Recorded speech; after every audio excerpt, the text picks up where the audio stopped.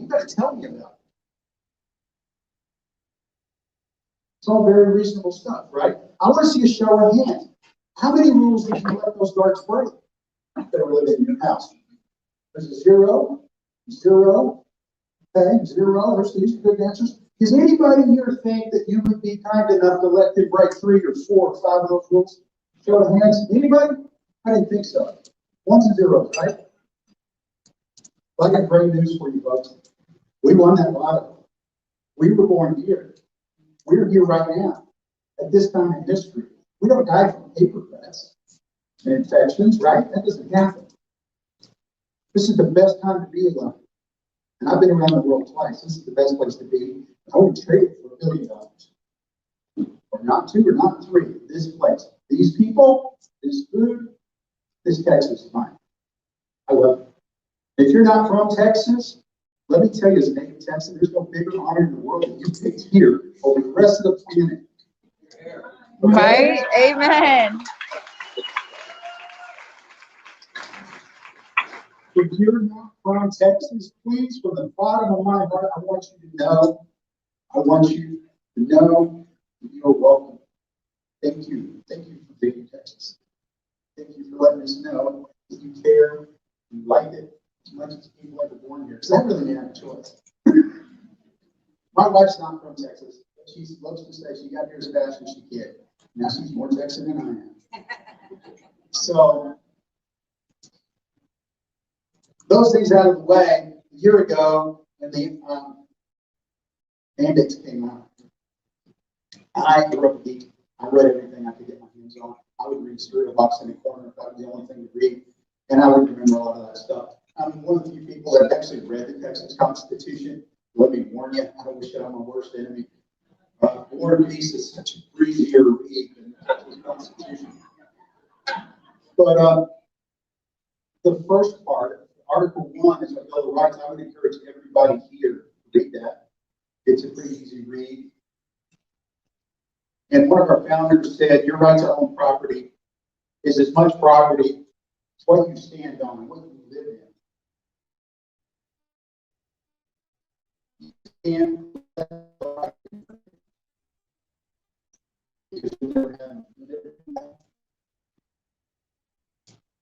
When those mandates came out, it did remind us of and you guys want to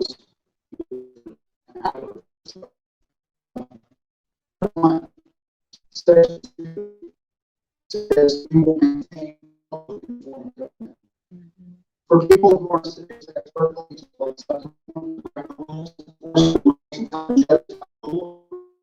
not Republican form of Right. Section 3 says equal treatment under the law. Great Evans says you are not essential. You are not allowed to earn a living for your family. Yeah, that was bullshit. But you, yeah, you're essential. You go earn a living. That's not equal treatment under the law.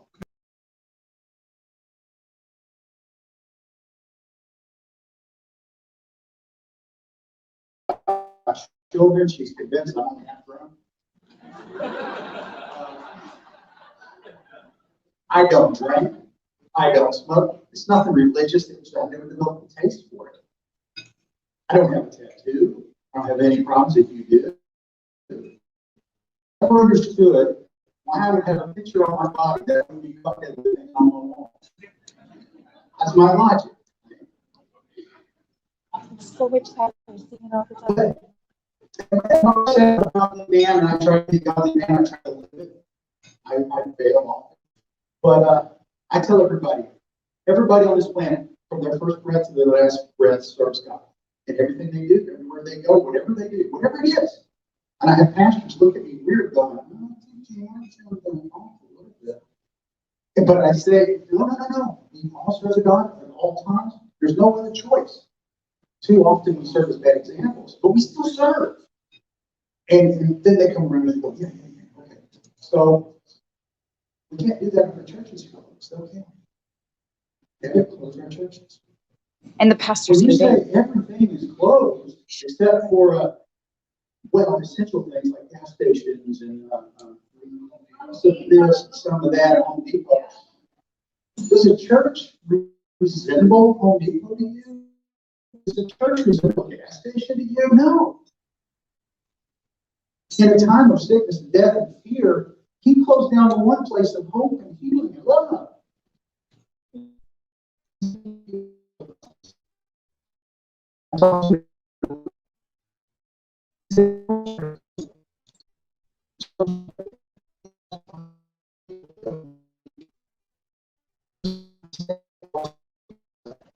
Yep, exactly.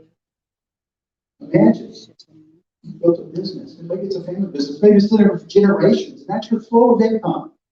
And you have a mortgage, you have kids at school, you have expenses. And the governor stands up and says, hey, your business is shut down for 2 weeks. It's not yours anymore. If you have to ask me permission to use your car, it ain't your car. Exactly. So those businesses were seized. And they said, not just 2 weeks. Okay, well, maybe 2 months. Okay, well, maybe 6 months. Okay, maybe until I decide otherwise. And those people couldn't go to their church family. They couldn't talk to anybody. Nobody could reach them. Nobody could reach out. Nobody could talk. And as guys, you know, we don't ask directions. We certainly don't ask for help. And nobody noticed because they were sitting in the house by themselves. And those people said the only reason, the only way my family can survive is if I don't. They picked a permanent solution to a temporary problem. And we'll never know how many people died there. He didn't just close our churches. He condemned those people to eternal damnation. That ain't the way you want to go. But that's the only thing they could figure out. And they did it. And we'll never know how many. That's why they put it in that document. That's why they made it that rule. That's not the only thing. You're supposed to maintain the courts. Well, in Dallas appellate courts, they handled 1,700 cases the year before COVID. I'm going to guess how many they handled during COVID? 9. We shut our courts down. So even if you were to take this stuff to court, there wasn't a court. Okay? We go through step after step after step. I don't know why cowboys decided judges and legislators and mayors and everybody else couldn't close public beaches. You don't often put cowboys and beaches together in the same sentence. But our people that wrote the Texas Constitution said you cannot close public beaches to the public. You can't block ingress. You can't block egress from. Those are public beaches. You can't close them. Any orders were to close them. Now, I don't know how much education you have to read that document and find out that you have that power. But it's my firm belief that anybody that can do that, for being honest, is educated far beyond their intelligence. There's just no way around it. Greg Adams is not a stupid man. I've never said that. But he violated our rights. He violated our Constitution. He broke his oath to God. Yes, he did. If you'll sit there, you break your oath to God, the person in charge of your next breath. I can't trust you. I can never trust you again. And you're done. I would vote for the man for the dog catcher. And I didn't know who was going to run against him. But I'll tell you this, I'll tell it to you in a straight face. That man whacked with our Constitution, didn't even bother to fold it before he handed it back. That's why I'm mad. I've identified maybe 14 different ways he's broken the Constitution. Even if you go within a domain, the government can take your property without your consent. There's only 3 reasons they can do that. It's for use and enjoyment of the public, it's for urban life, or it's for another entity that has in a domain like this hospital. He sees it's not listed. So this government can't seize your property, your business, for that reason. And it says the state shall, I'm sure we have a few attorneys in this room, you don't have to admit to it, but shall is a very strong legal word. Shall issue compensation before the taking, damage, or destruction. The state did not do that. So not only did he manage to violate our rights, he managed to violate that one twice. It was like France losing World War II twice. We didn't know it was possible until they did it. That wasn't enough. Before the session started, Greg Adams decided he could spend $250 million of your money on contact tracking. No legislator can put it on, he just decided to do it.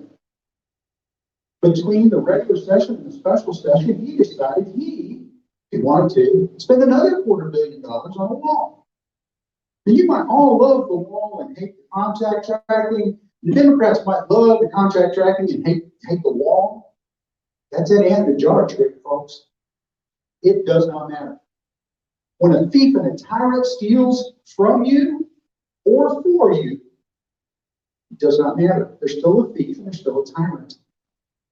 And we don't put up with that. Nobody here would put up with a socialist government. What a socialist government is known for? They close churches, they seize businesses, they put people under house arrest, sometimes they call it quarantine.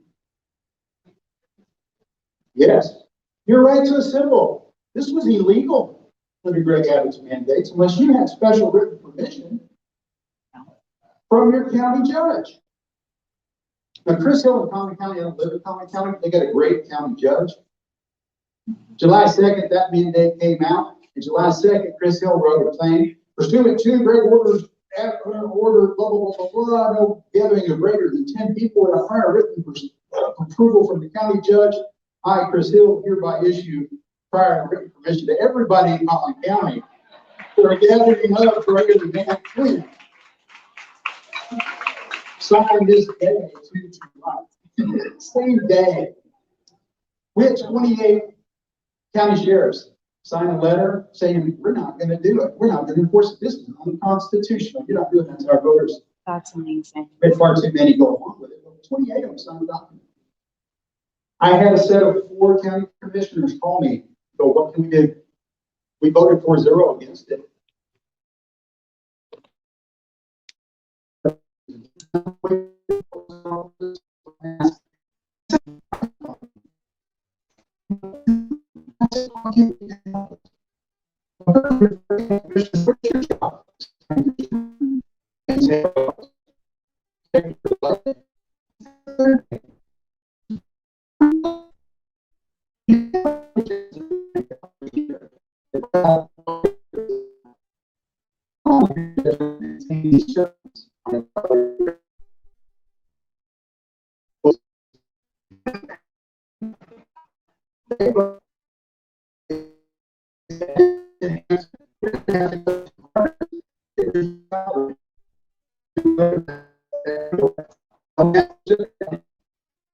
It just well.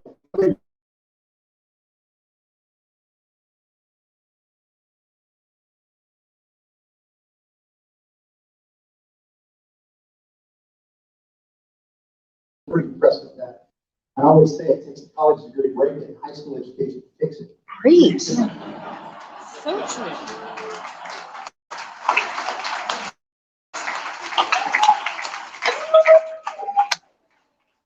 I make a pretty good living, and I've been doing it for 30 years. But a few minutes ago, when I asked you, how many things would you put up with from those guards? Did anybody here raise 14 fingers? Anybody at all? No. You can't put up with Greg Abbott. You can't put up with the man. You can support him. You can support him for re-election. That's your right. But you get a choice between supporting Greg Abbott or a limited constitutional Republican form of government. You can't support both. You're no longer Republican if you're supporting a monarch. Amen.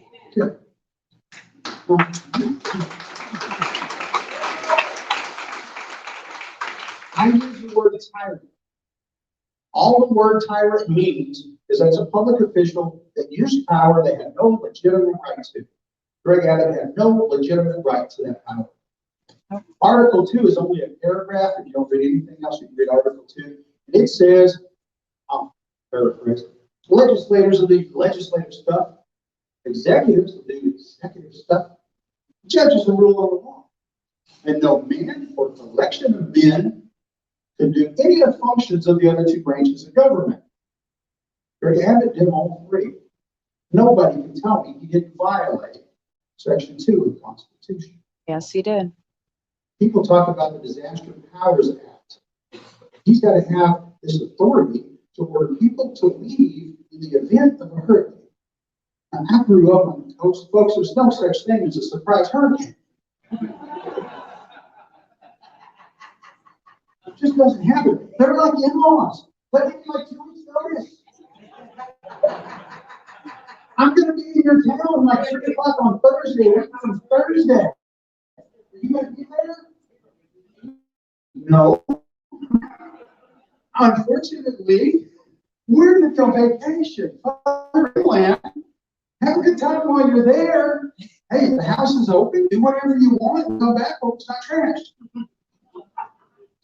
I don't support ordering people to do things they ought to have a brain enough to do anyway. Okay?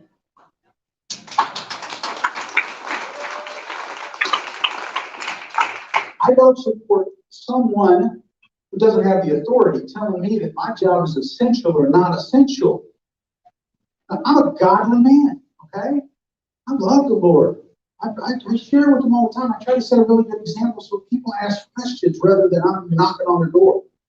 Because when people ask the question, when you live your life to such a degree, whatever little aspect that they ask you about the Lord, ask you why you're so happy on Monday, ask how your relationship with your wife can be the way it is. Because we've been married for 5 years and things just aren't going out really good because you didn't decide to be married. It's not just an accident, it just doesn't happen. You have to make that commitment. But when you live your life enough that other people ask you about it, then you're qualified enough to tell them. Okay, people talk about your path that you're on, you're so far down the path, you're so far ahead of me on your path to be faithful. It's not a path, folks. Anybody ever had an equalizer with all those buttons? That's more like it, okay? I'm doing really good. I'm not a greedy guy. I'm not a lustful guy. I'm not a, dishonest guy. You get over to something, well, that's not a really important step. Okay, I'm not a, right? People want to rank sins. You know when you go home, that doesn't matter what the sin is, it's all the same, right? I'm a godly man. But nobody has a right to tell you your job is not important. If your pursuit of happiness happens to be running a steak shine concession and all other bar deep down, that puts food on the table, a roof over your head. Everybody here can agree that that is an essential job. Amen. And nobody should be able to tell you otherwise. I don't make that judgment. Neither does Greg. So what I want everybody to do is to take one step up. You vote in some elections for all of them. You'll vote in all of them. Step up and run for office. And if you're given the honor to serve, please, for the love of God in our country, do a couple of terms. Go back to whatever you should do before, not just for our sake, but for yours, because no apple can stay in that barrel for all those years and not rot. Right? Now, I have a special, I'm done now. I have a special announcement to make. We have great candidates running for governor here with us tonight.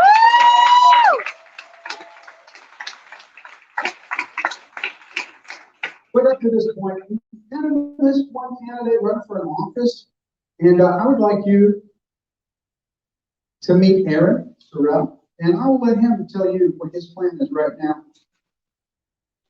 Thanks, Robert. So, my name is Aaron Sorrells. I'm actually from Fort Worth, and I kind of hit my breaking point last week. I'll explain why in a second, but these gentlemen are running for governor, and that's fantastic, and that needs to be put in play. We need to take care of that problem, as he's describing.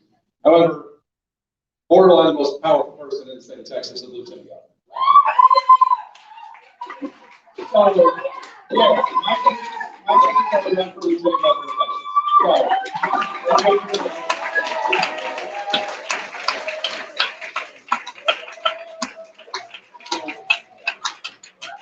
So you're good. I had two. I was actually originally going to think about going to governor. I'm a small business owner.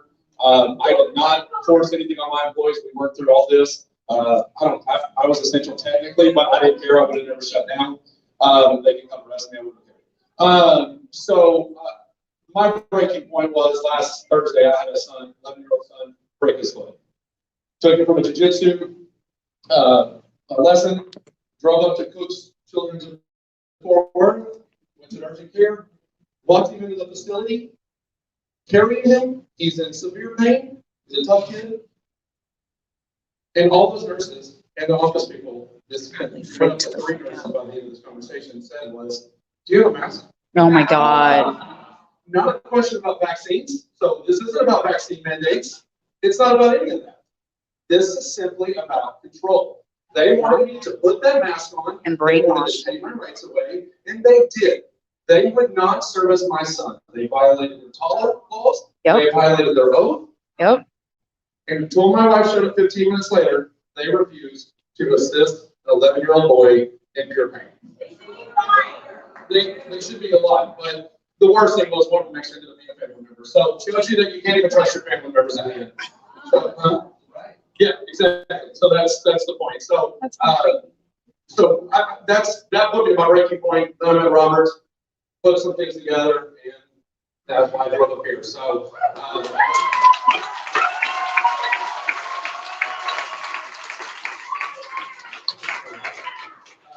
You know, these two gentlemen could beat Abbott all they want, but if Patrick stays in, we're not going to get anywhere. So I'm here to try to help these two gentlemen, whoever wins, as they take out Abbott, to go do what they need to do and make sure we take care of the legislature.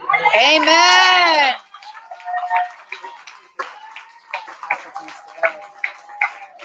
Dan Patrick needs to go, y'all. Special day. There you go. Because up to now, we've had 3 people running. It's like 3 junkies negotiating over a plastic spoon. I don't care who wins. That man's good. Okay. There's another guy, but he's a little. Yeah, it keeps going. And that's great, okay? If everybody in this room would sign up and run for governor and vote for yourself, Abbott would get less than 50%. That's what we want. That's what we need. I am a proud member of self-identified as an ABA community member. That's anybody but Abbott. And we want our own month, and we want that month to be good. So, without further ado, I'd like to introduce a man who comes from a background where you wouldn't expect somebody to come from when they're running for governor of Texas.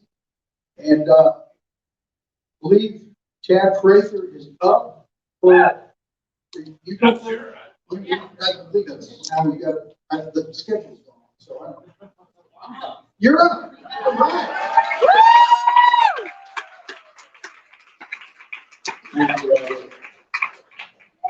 I am in love with Robert West. The more I've gotten to know Robert, I do one of your books there. I'm buying a dozen of these tonight. I keep giving them to people, and I send them pictures or I'll send them links of where to get them.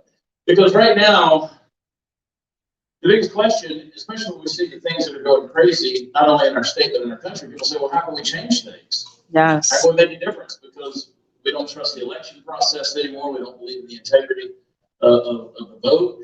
And I say, you got to get Robert West's book. And I'm telling you, make sure he does not leave with any copies tonight. Sell every one of them, buy every one of them, I'm sorry, and make sure that you got them and give them to your friends as well. I don't know. I'm in a weird mood, right? I don't know if it's because of the lack of sleep the last couple of nights, and last night really, we've got a lot of boots on the ground, a lot of friends that are working to get people evacuated out of Afghanistan.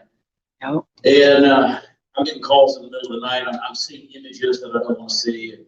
And normally I'm this happy-go-lucky kind of guy, right? My heart is broken. It really is. I'm angry. I'm sad.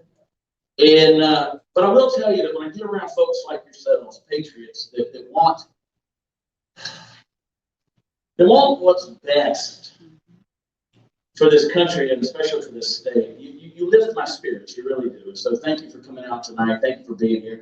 It's good to see my friend Don Huffines. And people always say, you're running against. No, I'm running alongside. This is a weird kind of race. Because I too am an ABA person. I'm anyone but Abbott.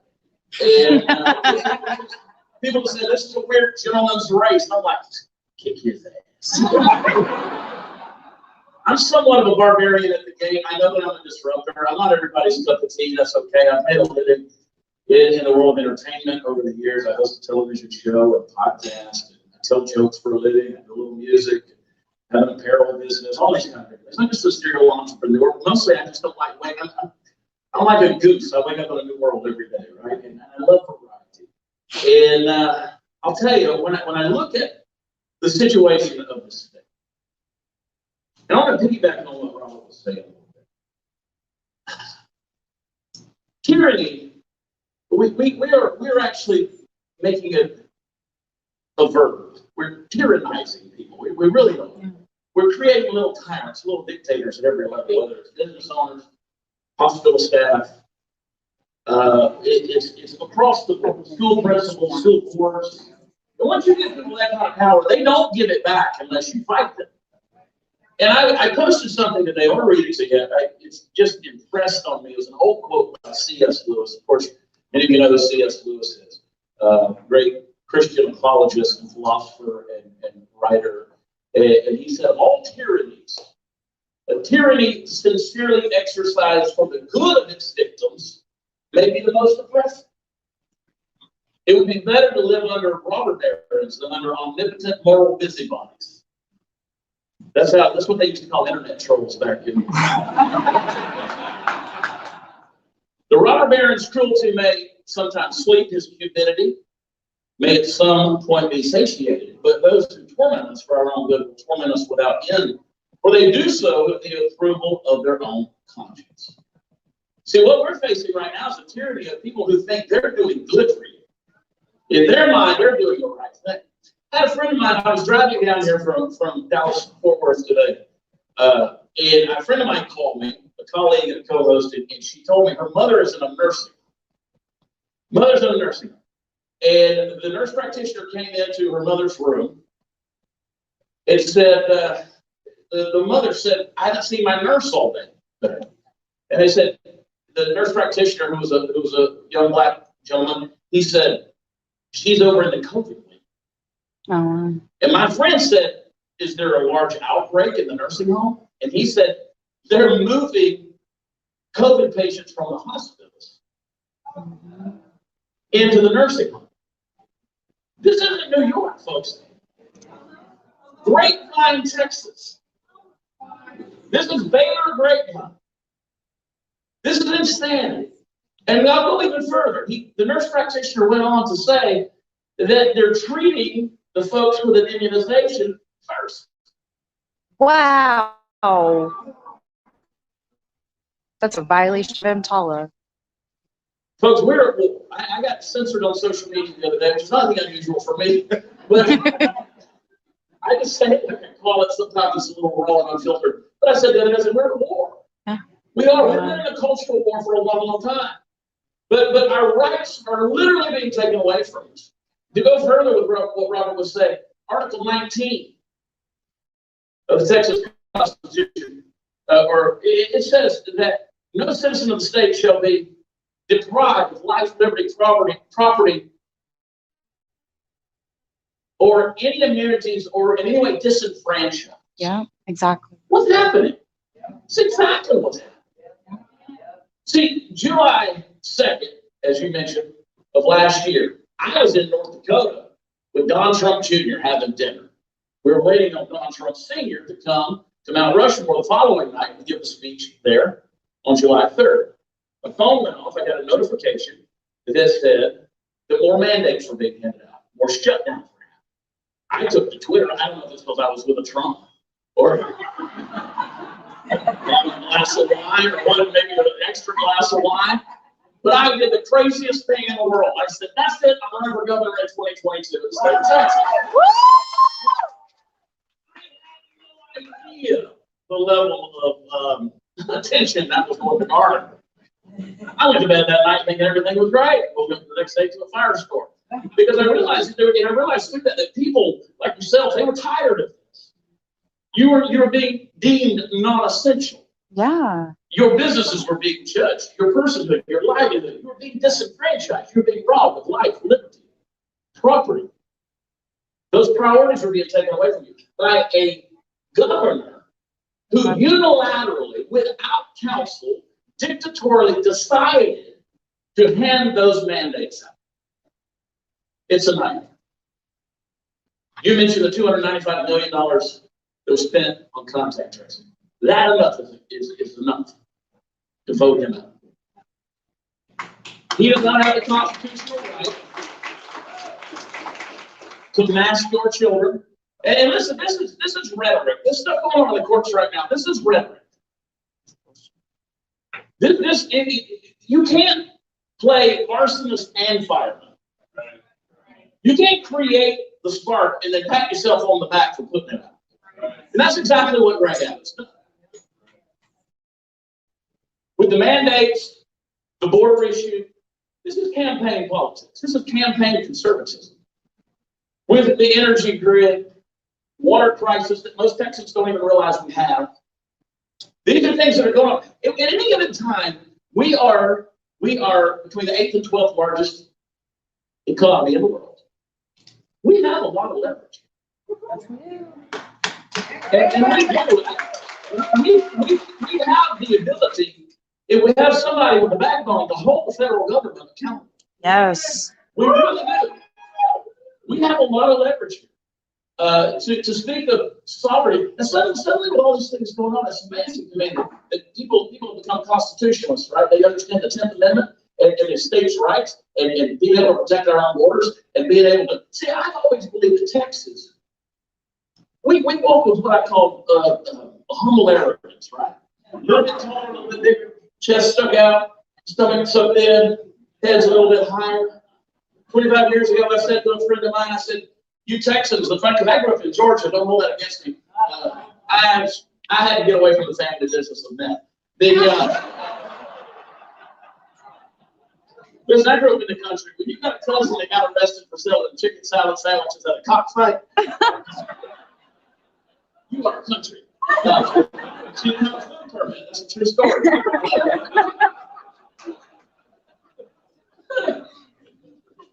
Came to Texas 20 years ago, 25 years ago. I said to the spring, I said, "You Texans, the funny thing about you guys," I said, "Y'all rather be Texans than Americans." He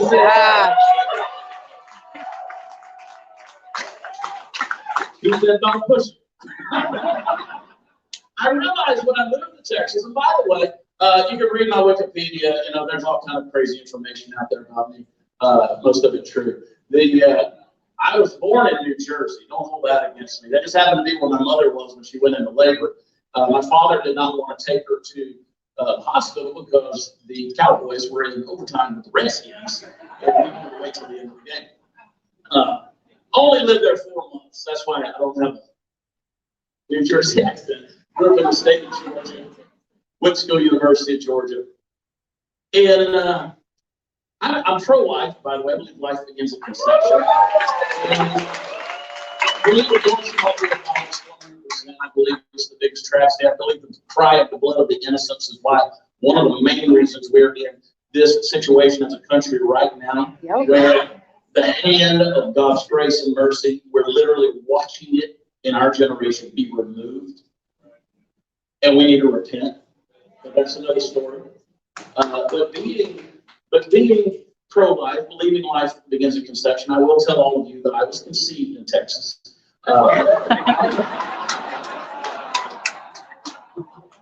In Dallas, don't hold that against me. Dallas was a different place in '72 than it is today. But I came out here and I realized that Texas, you can't teach Texas. You either get it or you don't. I grew up in the horse world. We grew up cutting, reining. Still have Prather quarter horses back home in Georgia and South Carolina.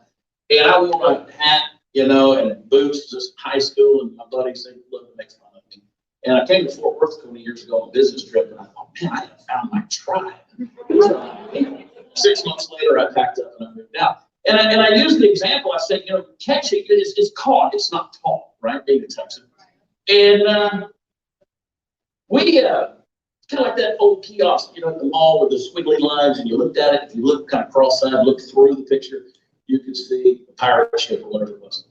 Once you saw it, you could see it forever. But some people never can see it. That's the way Texas is. Once you get it, you get it. You know, I remember when Hurricane Harvey hit a couple of years ago. We didn't have to get mandated to help each other. No, I just did it. We just showed up. Why didn't Greg have to come out and say, hey, maybe we're dealing with something that we've never dealt with before. We don't really know what we're dealing with. But you're adults, you're Texans, you're the greatest. You take responsibility for yourself, you take responsibility for your neighbors, and you do it because you're free people. Why don't we take care of each other right now? We're not going to shut anything down. If you choose to shut down, that's your right. If you choose to wear a mask, wear a mask. If you want to take such and such a medicine, if you want to social distance, if you want to quarantine, if you don't want to go to church, that's your right. But to mandate it, to take your liberty. I was on my friend Andrew Wilkow's show a few weeks ago, and he said, man, I live in New Jersey. I would kill to have a governor like Greg had. In New Jersey. Oh. That's because you're in New Jersey. You're used to being oppressed. I mean, you don't deal with that real well in Texas. See, you guys are used to having huge swaths of your liberty taken away. Here in Texas, you start chipping it away, and we get a little ticked off. Yes. And listen, let me tell you something. When we start seeing this stuff reenacted, you know, I always say you can skin a fox once, after that it gets a little touchy. I mean, what do I know? I'm just an internet sensation. That's the way people introduce me a lot. You know, I like to run my mouth from the cat on my truck. By the way, internet sensation is just a 21st century way of saying that I'm unemployed, but I'm talking. And I jumped into this race. I jumped into this race early. I jumped into it, and I'm in. And a lot of people were looking for the punchline because I tell jokes for a living. They were saying, you know, what do you really, is this a gimmick? Is this a popularity thing? I said, you don't want the kind of popularity that running for governor in the state of Texas brings you. It's not a money-making thing either. I'm still trying to figure out how you make money running for office. It's expensive, Don. Do you know how much it is to Huffines for a donation? I'm telling you. It's expensive to do it. Ah, it is. I mean, how in the world did Greg Abbott, within the 10 days after the legislative session ends, raise $18.7 million? Soros. That ain't mom and pop. That's multinational corporation money. That's politician and politics money. That's being bought money. Yes, it is. Special access money. Scratch my back, I'll scratch yours money. That kind of thing. That's what we're seeing now.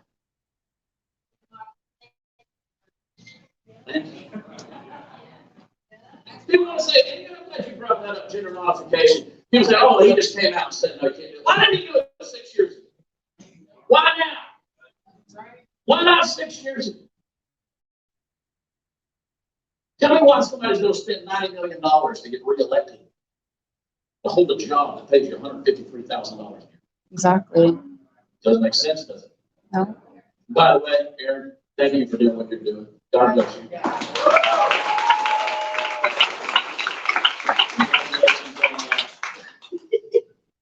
You'll see.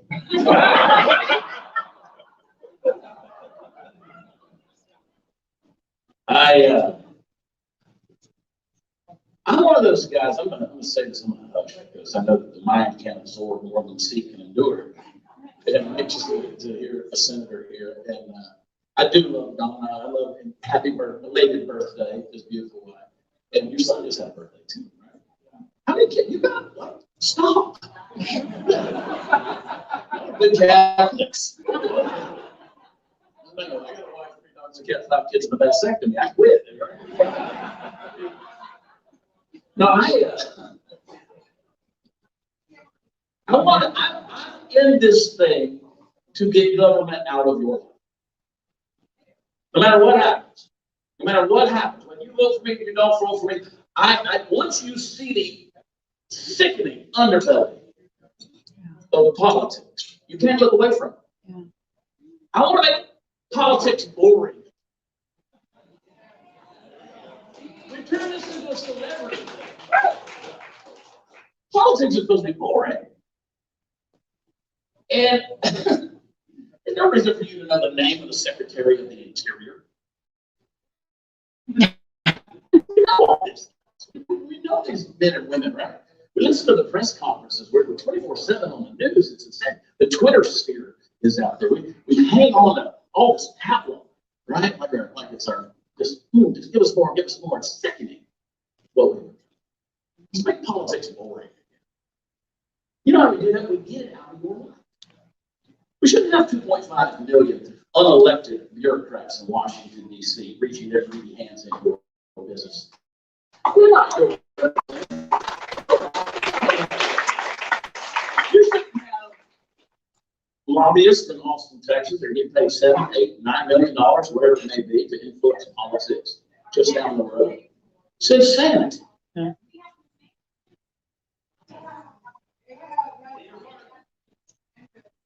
Don't get me angry.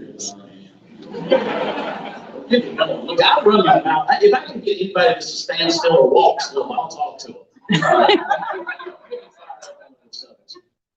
But let me tell you what it's going to take right now. It's going to take folks that want to fight. Folks that have said, we've had it up here, we're sick of it, we're not doing this anymore. Our founding fathers would already, well, you know what our founding fathers would already be doing. South was having an Austin Tea Party. Woo! Woo! It's not just shut us down and say, come on. Elected representatives is one of the greatest things that Robert says and continually pushes. You're the ones who are in control. The citizens are the ones that matter. These elected representatives, we didn't elect them to run our lives. They're there to serve us. And we've got 8 GOP priorities that really were not addressed in this 87th legislative session. You don't even get me started on these moronic House Dems that took off the hide underneath Nancy Pelosi's skirt in Washington, D.C. for 38 days. Let me tell you, they would have arrested me if I were governor of Texas, because they would have been, I would have done all the national news on my hands and knees, changing the locks on their office doors. I would have taken their house chairs, put them on the front lawn of the Capitol building, and put a blowtorch to them and said, video this. It's going to take folks like George Washington. You know, George Washington, he didn't want to do what they kind of made him do. Farmer, soldier, surveyor, president. They wanted him to serve a 3rd term. He said, nope. Went back to Mount Vernon to make whiskey. It's my kind of guy. People that have a life outside politics. That's the problem. We have politicians, they don't have a life. Their guy has been in there unopposed for 25 years in some form or fashion in the state of Texas. They don't have a life. I got other things I want to do. I kind of look at politics as sort of like getting that jury summons, right? You get it, you're like, oh. But you don't do it because you're a public. You're a citizen and you want to serve. And then when you're done, you're like, that's over. It's kind of the way I look at this.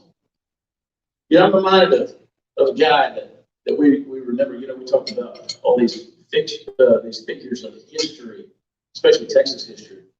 These were not clean model. I love it when people come at me online and they say, you're not governor material. Thank you, Jesus. I want to be like Sam Houston, who said that you should govern wisely and as little as possible. The guy who, when he was a state representative in the state of Tennessee, serving under the governorship of Andrew Jackson, got into a duel. You know, people would get less offended these days if we brought duels back.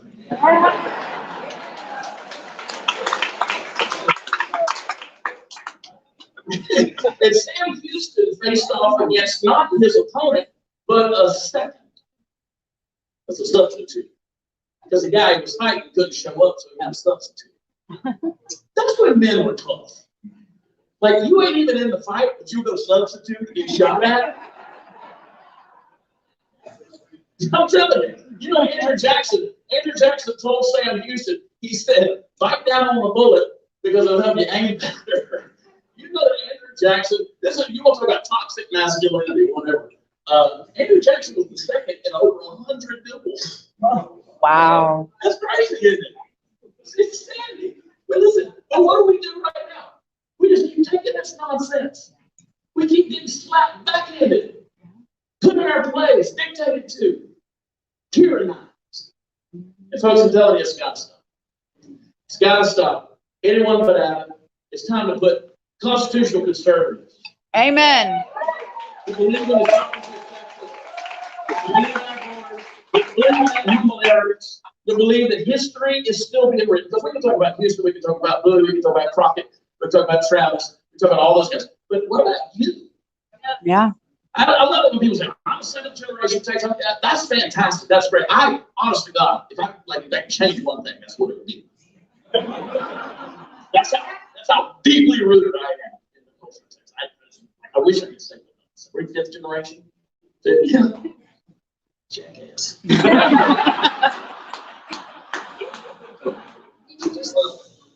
I wish I could say that. But like, what about generations to come? Exactly. What are they going to say about your life? What are you doing for the state of Texas? Because it all matters, folks. Walt Mason, 100 years ago, said the man in this world has never turned down wherever he chances to stray. Gives a glad hand in the populous town and outward farmers like hay. Greeted with pleasure in deserts of sand and deep in the hour of the woods. Wherever he goes, there's a welcoming hand. He's the man who delivers the goods. I want us to be the state that delivers the goods. Amen. I want us, people say, oh, Florida this, and South Dakota that, Christie Dome, and Ron DeSantis. I want us to be so free, we don't know what to do with all this liberty.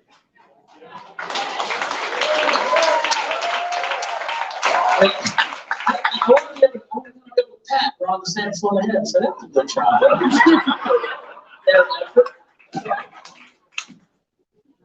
They don't have waffle irons in the shape of Florida.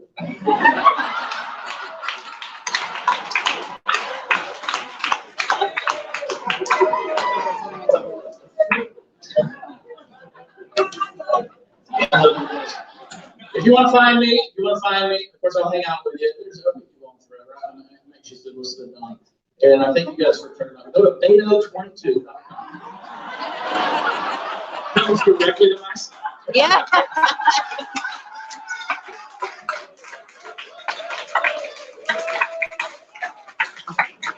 That's just me fighting down that bullet. You're going to have it out like Thomas, that comes to me. But seriously, Prather2022.com. I'm not out here asking for anything. Listen, it does. People ask me all the time, what can we do for you? I drive down the road. I'm crisscrossing Texas. I'm driving down the interstate, and I see a billboard. There's no. I feel like the Lord's watching over me. Just everywhere I go, there's no. And I'll be having a bad day, and I'll look up and I'll be like, there's Tom. I love you, my friend. Robert, I love you. Listen, folks, get this book, The 5-Star Plan. Thank you very much. We appreciate the support. Prather2022.com. God bless you guys. Thank you.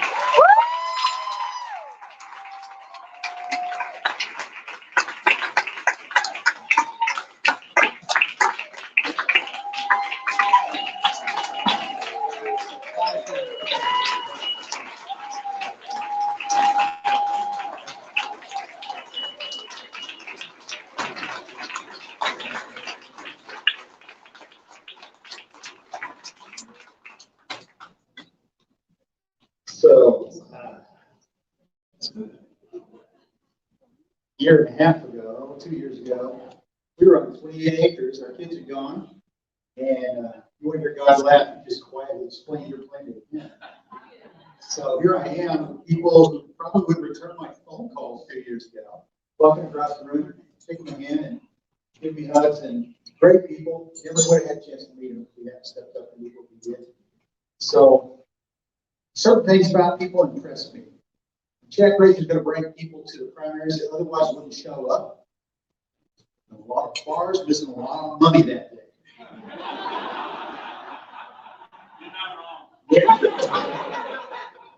So next up, we've got a gentleman. He's impressed me in a different way. He homeschooled his 5 kids, okay, 4 boys, that deserves a special kind of medal. I'll give you a whole rack. To give you an idea, me and my wife homeschooled our kids. But here's the difference. It's not easy for a Texan to say this, even to another Texan. This is a better man than I am. I have the kind of money that Don has. We'll talk about that later. I have the kind of money Don has. He could send his kids anywhere in the world, get any kind of education from anyone. Okay? Pretty much within reason. I mean, he can learn computers over at Bill Gates' house. He probably would have hooked you up, right? If I would have had money, my wife would have, we had money, we would have had a homeschool like this. We would send them to private school, or we would send them to religious school. But I met Don and I found out he homeschooled his 5 kids, 4 of them boys. The Bible says you train your kids up in the way they should go, and later, later years they won't wander. I could be useful in that too. But I've met Don's children.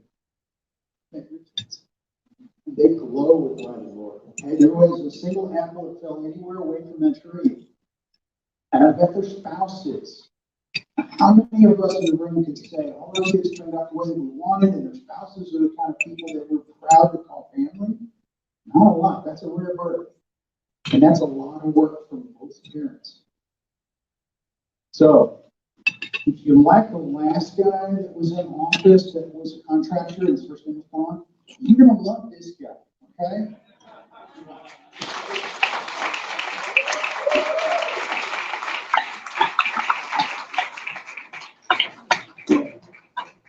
Just wonderful. I get to follow Chad and Robert. Oh my goodness. Y'all are lucky you saved $50 in the ticket for Chad.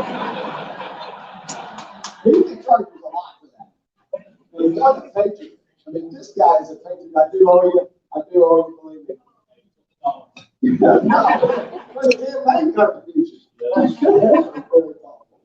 thoughtful. We got great people running. We really do. But hello, Patriots.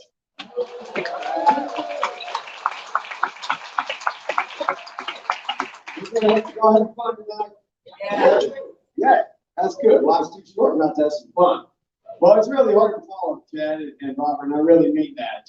I have some great jokes, but I'm not going to tell them to you. Not going to compete.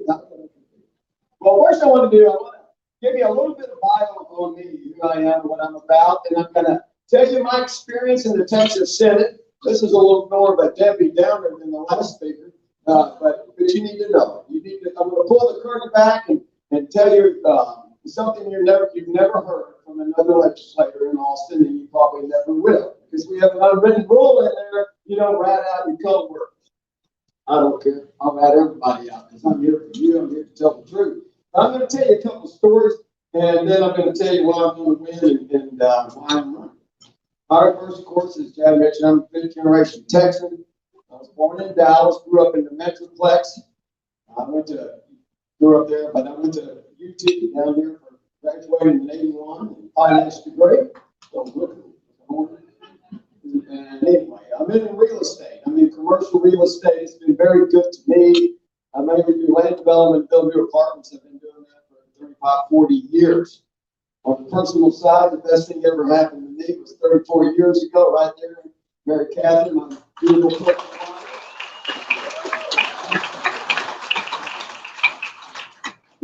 We have five children, 4 boys and a girl. 4 boys are Eagle Scouts. We homeschooled all of them. Now we're new grandparents. We have 3 grandchildren in 19 months. For a new chapter in our life. But on the political side, I've always had this fire burning in my heart, burning in my head, and I think a lot of y'all have it. I call it the flame of liberty, and it never goes out. Sometimes it burns brighter than others. But so when I was 17, I started reading some books by Murray Rothbard and some other good philosophers and modern political theory, and I decided I need to go help Ronald Reagan. So I was 17. I went and volunteered for him against Gerald Ford in the '76 campaign. When I was 18, about 2 weeks, I was able to vote for him and went to my first county convention, Republican county convention. How many of y'all have been to a Republican county precinct or state convention?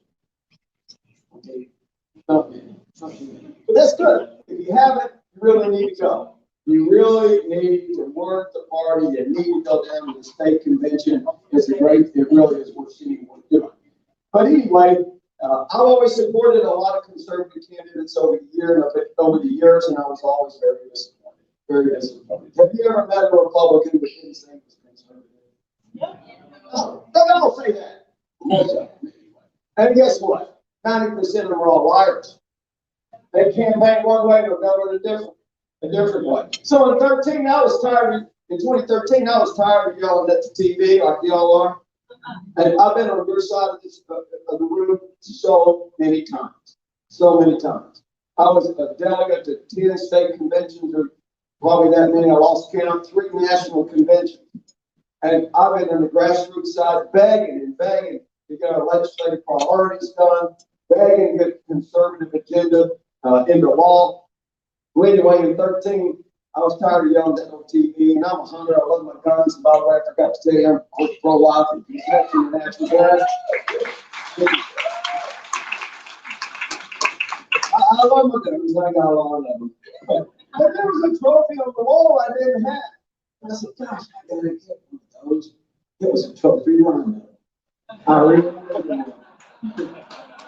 And he was sitting in Senate District 16. He was the most liberal Republican in Austin in the state Senate, Senate District 16. You should probably know there's only 31 state senators. We represent more than the CDs.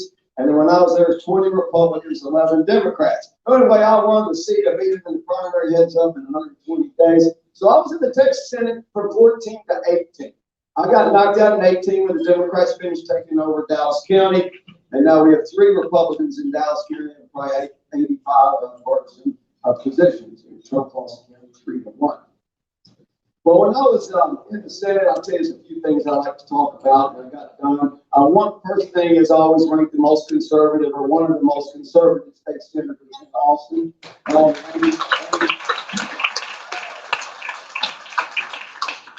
And as Court Secretary of the Senate, I'm the only elected office holder in the history of the state of Texas. I got a long history. They never took a penny from the state of Texas. No pay, no pension, no health care, no per diem, no travel reimbursement, nothing.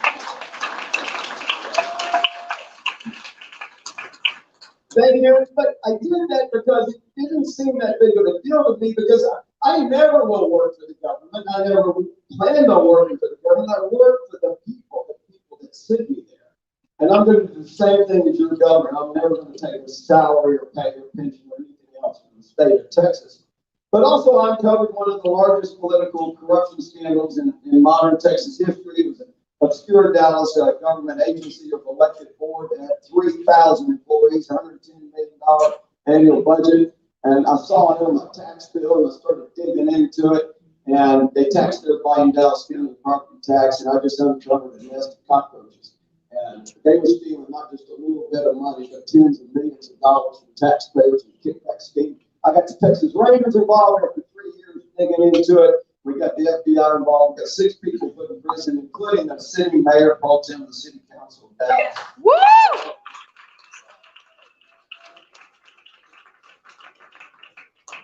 Well, I got a bill done when I was in Austin to close them down.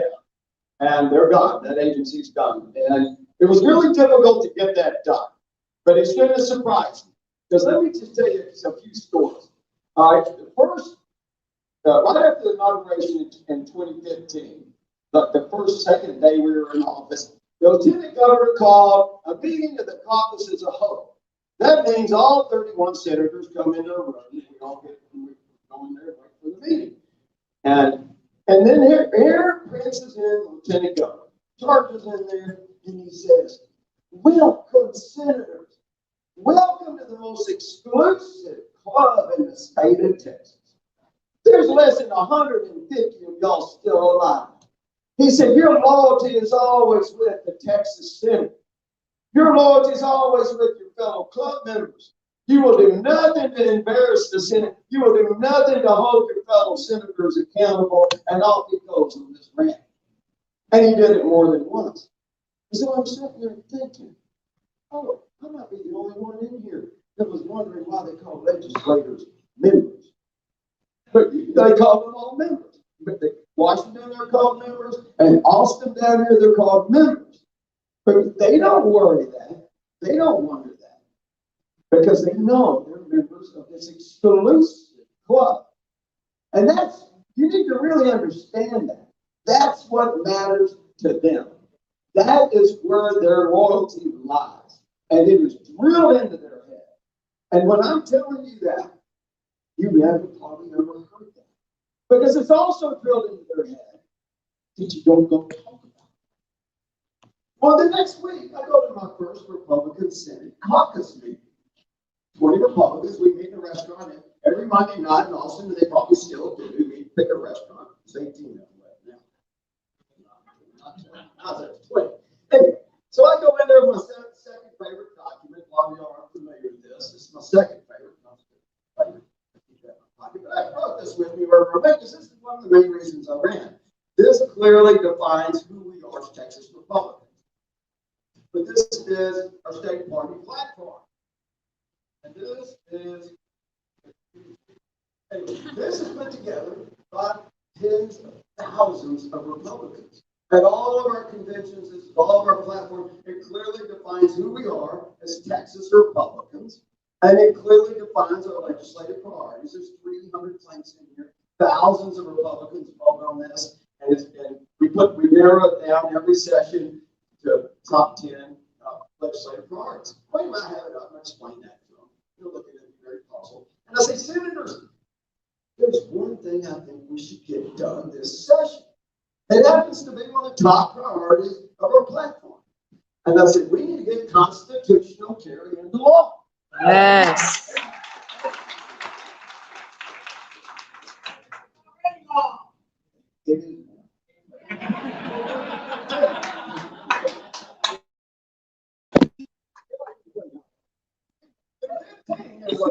So I said, look, let's get into law. And I'm going to explain, of course, that Second Amendment's not about shooting a burglar. It's not about going hunting. That's all good. We want guns for that. But of course, it was written specifically as a backstop against tyranny.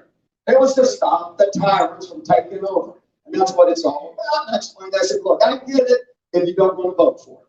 I hope to persuade you otherwise. But the most important thing is, let's get her to the floor and vote on this so people can see where you stand on this issue. You can be accountable to the voters that sent us here. And you know what I heard?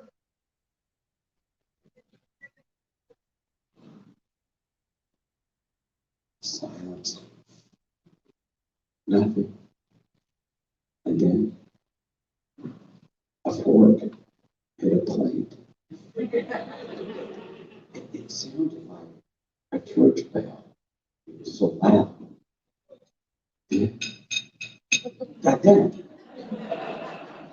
Gradually, 1, 2, 3, 4, or more senators got up from the table and left in the middle of the meal, left the room. Well, the rest of the night was very awkward. The next morning, a messenger comes into my office. He said, Senator Huffines, you need to apologize for what you said to the Republican Senate caucus meeting last night. I'm looking at my daughter.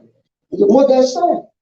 And he said, you specifically said you're going to hold fellow Republican senators accountable to the voters. And I said, I sure did, and I damn sure not apologizing.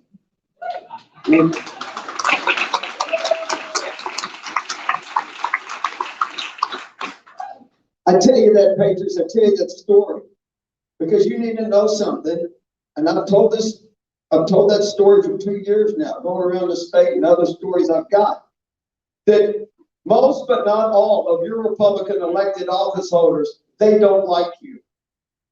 As a matter of fact, they make fun of you, they belittle you, and they use you. They are professional liars. They are.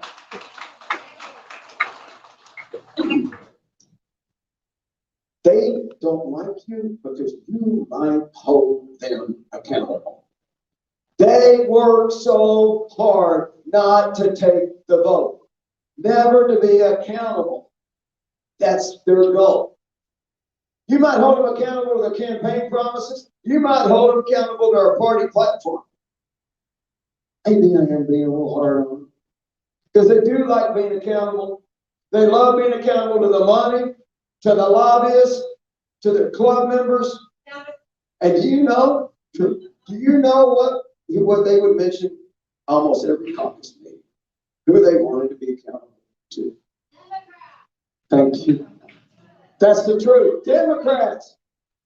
Oh, what do the Democrats think? What do the Democrats want? How are the Democrats going to respond? They always cared about the Democrats. Because they're not Republicans. Have you ever seen our governor with this in his hand, our party platform? Have you ever seen him talking about it? No, and you haven't, and you won't. We control everything in Austin. The House, the Senate, the governorship for 20 years. 20 years. We could get any bill done we want. Anything. We have 10 priorities on that sheet right there for this session. Really not. And we're going to get 2. I told everybody this is going to happen. You're going to get 2. I've been talking about this for 2 years. You're going to get 2 of these things done. 15, 17, 19, 21. All 4 sessions at this thing. You get 2 or 3 done out of 10. And they're going to go in the back room. How many bills come up to the Senate floor and did not pass when I was there? 0. 0. Every bill that comes to the floor of the Senate is going to pass. Because we count all the votes in the back room. All the votes are counted in advance. Everything you see that happens on the Senate floor is a show. It's a big hustle. The whole thing down here in the Capitol is essentially a huge hustle. It's not what it seems. It's not. So they're going to go in the back room. They're going to pull out a drawer, pull out the whiskey bottle, and pour themselves a cocktail. And they're going to pat it. And they'll say, well, we're going to give you grassroots, and you'll get 1 or 2 issues. And then they're going to run bragging about what a conservative session we've had. And you're going to complain. And they're going to tell you to shut the heck up. That we're the smartest guys in the room. You just don't understand what it's like down here. The elitists. We're the elitists. We're the club members. We know everything. We have never had a conservative session in the history of the state of Texas. Ever. It starts with leadership. It starts with Abbott. Abbott is supposed to be the mediator between the House and the Senate. Abbott is supposed to keep them from fighting each other. He's the leader of the Republican Party. If he doesn't believe in only 20% of our party platform, I've got Democrats that believe in 20% of it. You know, what are you? I mean, what are you? By definition, you're a rhino. Republican in name only. He doesn't believe in what we believe, or it would be wrong. And it's not. And look, the catalyst for me to run was what Robert and Chad talked about in March of 20. I sent a tweet out warning everybody what was going to come, and Abbott shut us all down. I put an op-ed in the paper. Most of the papers published it, begging him to open it back up. You already know what happened, so I won't go into that. But in one day, he put over 3 million Texans in unemployment in one day.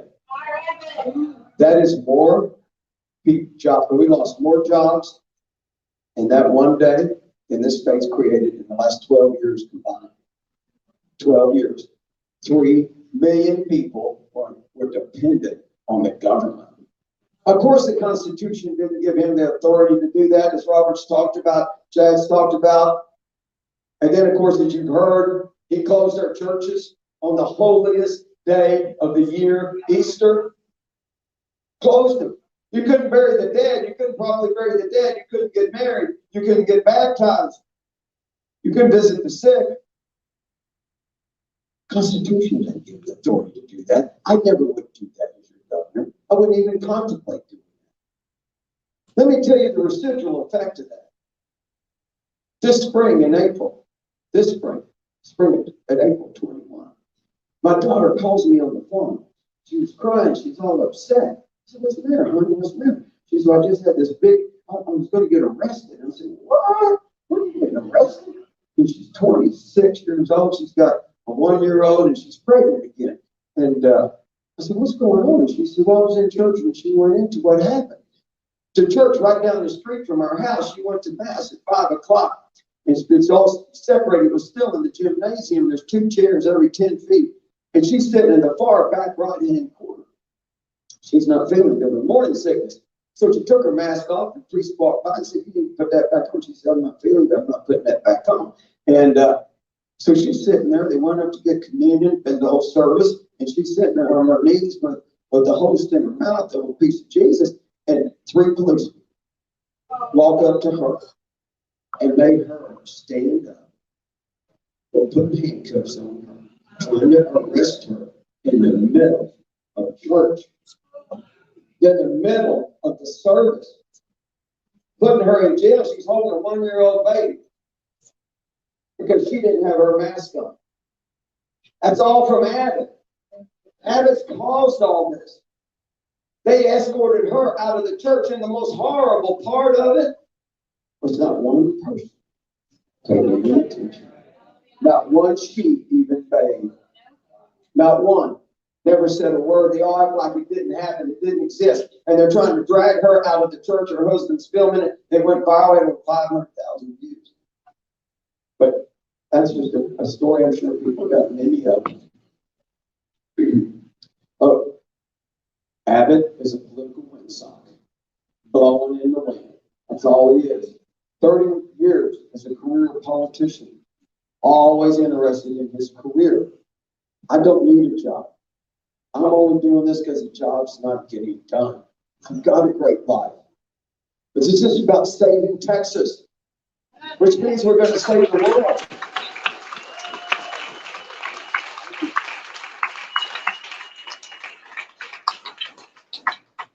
I'm the only candidate that's running. No offense.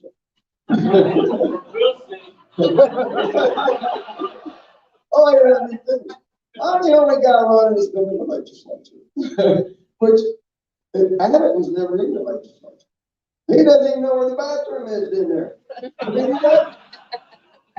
And he never will, because he never shows up. He doesn't. I've got a great plan.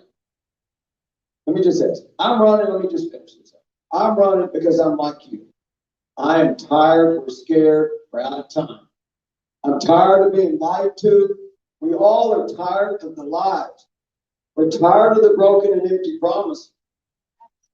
And this goes on and on. Is the border secure? No. Are your property taxes going down? No. Do you have confidence your boat's not being stolen? No. I can go all the way down the list. Term limits, education, freedom, you name it. I'm just focused on those 3. I've got a comprehensive plan to secure the border. I'm going to go walk you through it real fast, but we don't have time for Q&A. But I'm going to get done in 30 days what no one's ever done in the history of the country. If this is the most important election, if you think the border's important, which it is, this is the most important election in the country in 22, and this will probably be one of the most important elections in the history of the United States. The federal government will never secure the border. It's never going to happen. The only chance we have of securing that border is if a courageous governor of Texas. It's the only chance we got. I just my 3rd trip to the border 2 weeks ago. Border Patrol is now saying, as you probably know, 2 million illegals are going to come into the state of Texas unapprehended in a 12-month period. They've caught illegals from 150 different countries since the beginning of the year. This is an invasion. Any way you define it, they're all being smuggled in by the most dangerous criminal organizations in the world. The cartels, the Mexican cartels are just really, really violent. I'm going to finish Trump's wall, and I've been talking about that. I'm going to spend the $2 or $3 billion it's going to take to do that. I'm a business guy. I'm the first business guy that's going to sit in that chair since Bill Clements in '78. Everybody else ahead of me is a bunch of career politicians. You can't even think about what they got done because they didn't hardly get anything done. And so I'm the actual Republican who's actually gonna do something. I'm gonna finish the wall, and I'm gonna use this document, Constitution, Article 1, Section 10.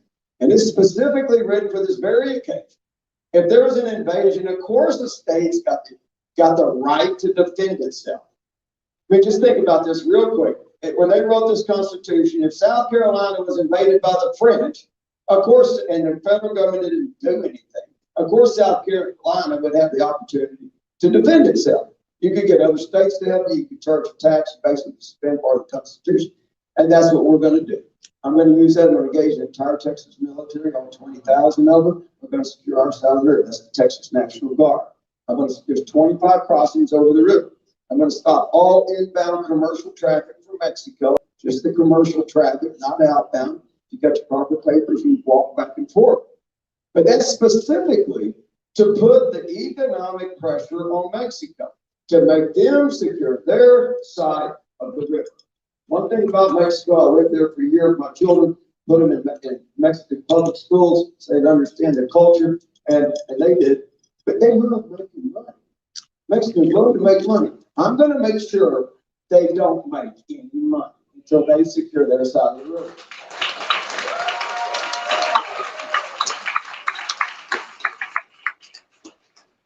If they get across the river, we're rolling up in buses and taking them back across. We don't just have the authority to enforce immigration law, which we do. We got the authority to ignore immigration law. And I'm telling you this, we will never ask permission from the federal government to secure the Texas border.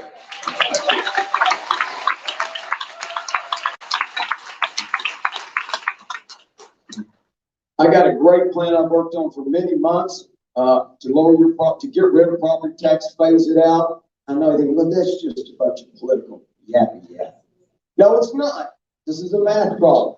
This is the priority of the Republican Party. We can get this done. I've got a great plan to do that. It'll take 8 years. We're going to keep everything fully funded. But the best way to do that is we're going to cap state spending. If we spend all of our money, we ain't got any money to buy down property tax. It's going to take 8 years. It was 10. Our new numbers now say we can get it done in 8. And what we're going to do is our revenues in the state grow at about 8% annually.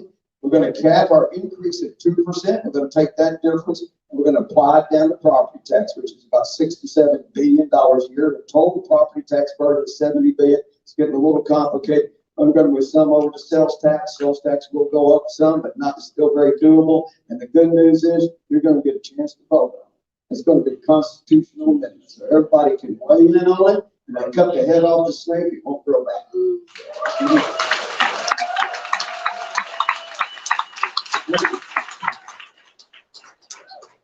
But let me just tell you, I do get fired up when I get in front of groups like you and patriots, and because you understand about liberty. I really know you do. But I'm going to ask you this rhetorical question because it's the lens I look through. What is the fundamental role of government? And before you think of the answer, it's an answer that most people in this country could answer without a problem for over 100 years because we were so close to our founding. It was taught in all of our schools from little guys to big guys. And that is, it's always to defend your God-given liberties. Your liberties come from God and not the government. These are rights and not privileges. And our founders knew that, of course. That was what this country was all about. That was the whole purpose of it existing, this liberal idea. And if you go to Europe today, you go to almost any country in the world, they just don't get that through their head. They just think that the government's responsible for all their liberties and freedom. And of course, that isn't true. That's why they wrote this document. They wrote this document to specifically restrain government. They knew the biggest threat to your God-given liberties was the very government they were creating. And that's what this is all about. That is the lens I look through. I will never interfere with your natural rights, your God-given liberties. The Constitution doesn't give me the authority to do that. I wouldn't do it. But I know that, excuse me, that you guys understand that. You understand what it means to be a patriot. And this is a very trying time in our country. We're out of time.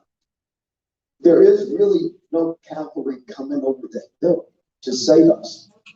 There isn't. You are the cavalry. We have to get mobilized.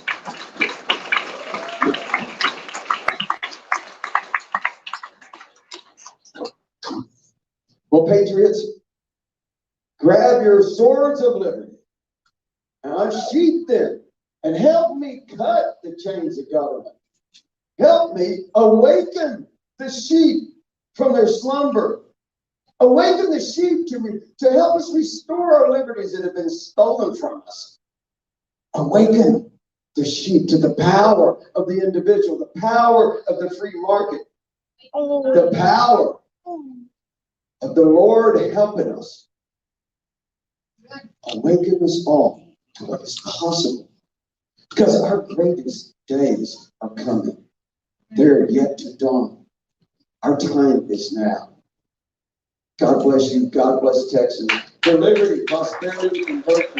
Thank you. Thank you.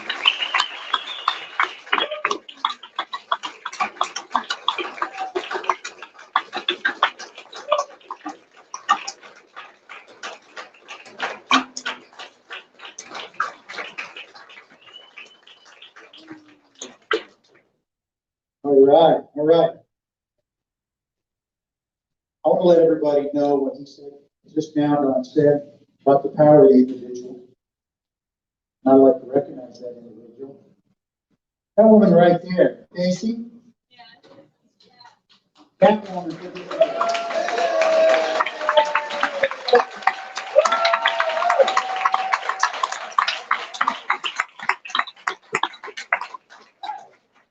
Now, I love Patriots, okay?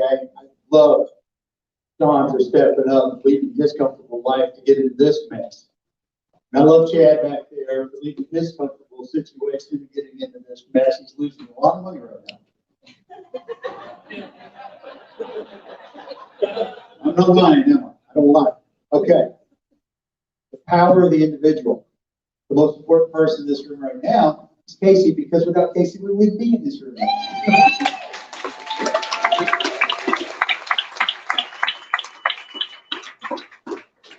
The other powerful individual is yourselves. We're a nation of heroes. I'm a veteran. If you ask a veteran, you think a veteran for his service, you know what the most common response is? I didn't see combat. Because most veterans don't. They're willing, right? The other thing, you'll think a veteran that saw combat, you know what their response is? I didn't wound it or anything. You ask a veteran, where you got that scar? He tells you, you'll think of your service. When I'm super good, it was fine. I know people that lost their legs, lost their arms, went blind. You should think them. If you find that guy, you go up to his wheelchair, you thank him for his service and sacrifice, you know what he'll say? I made it back. I got to see my kids grow up. Why are you thinking me? There's people that did make it back. Take them. I am convinced the people that I serve with, if you brought them back from the dead and you thanked them, they would look at you like you're an idiot. Why are you thinking me? I messed up. I self-killed. Thank somebody who made a difference. That's somebody they're depending on to make a difference is you. Each and every one of you. Do not let those people down. We're an incredibly brave country. We're an incredibly humble country. And every one of you here that think you're not good enough to serve in office, you're not good enough to make a decision, you're not good enough to call somebody out, you're wrong. But you're in good company. Nobody in the Bible ever thought they were qualified. All right? God does not call the qualified. He calls the worthy. And he makes them qualified. He gives them anything they need to be qualified. That is my sincere belief. Otherwise, we wouldn't be here today. So now, jumping off my soapbox for a second. We've got questions and answers for these gentlemen. There's one other person I want to recognize first, though. That would be Gary Blizzard. Can you stand up for a second, sir? All right. I have no idea why you're talking about it. No idea. Garrett here is a reporter. He's a school reporter, okay? Doesn't sound like a lot. Journalism, right? But his school has 40,000 students. His dad is the UT Horn that he reports for. Okay? He's interviewed Don here. He's interviewed myself and Chad before you leave. Make an appointment with him. He's going to interview you. We need to get him like AAA+ grades, right? And you will hear his name again years from now, and you'll go, you know what? I knew him. He was still a student before. So without any further ado, show of hands. We'll switch back and forth. Who's got a question? Oh, you got a question right here. Oh, come on up, stand up. Diana. Okay, Diana. What's your question? I'm a fourth generation Austinite. I have fifth generation Austinite children, and I have a big old beef with our local government because Steve Adler is a lawyer and a developer, and I would love for Don, who I love everything that he said, but I would love for Don to tell me how he would use his experience as a developer to help us rather than to hurt us the way Steve Adler is. Well, I think you don't elect a socialist as mayor. That's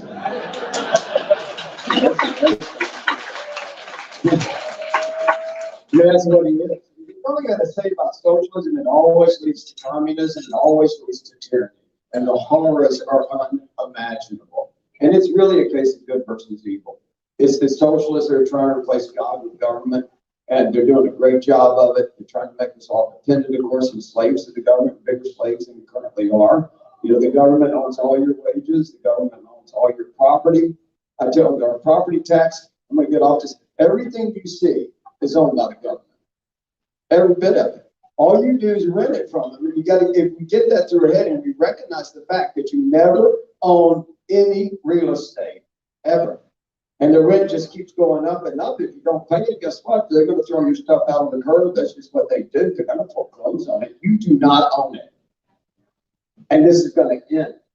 It's going to end because it's not just the money you're going to save, which is off the charts. We think my property tax program right now is going to say it's going to create $100 billion in net worth overnight. It's the most. It's going to make more prosperity in Texas than anything's ever seen in the history of the world. When my team tells me that every state's got property tax, every country's got property tax, you know what I say? I say, yeah. Finally, Texas is going to get its swagger back. We're going to be the first to do something.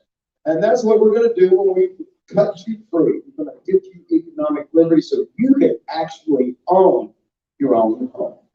And that's what we're going to do. That's what you should tell him. You should make sure that you do not elect socialists.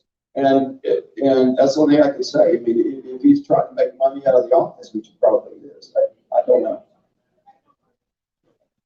Thank you so much, both of you and your wives, for homeschooling. I'm also a homeschool mom, and it was the greatest blessing ever. We thank you.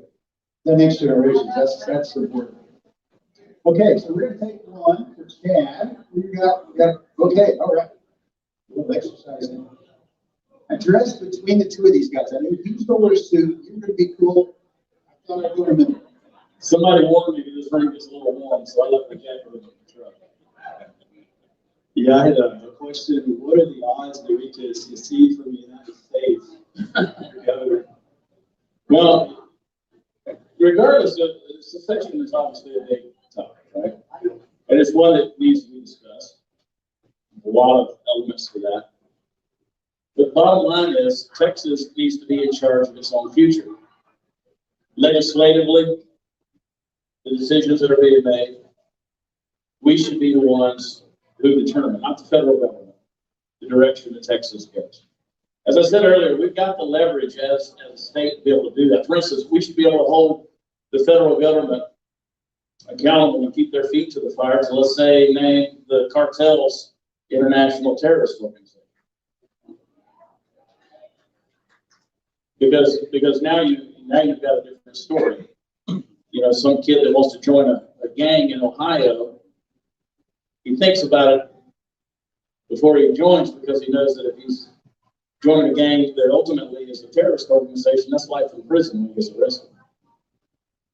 These are the kind of things. So here in the state of Texas, we have that kind of leverage to be able to push that. We just don't have a guy in the office here in Austin keep those feet to the fire.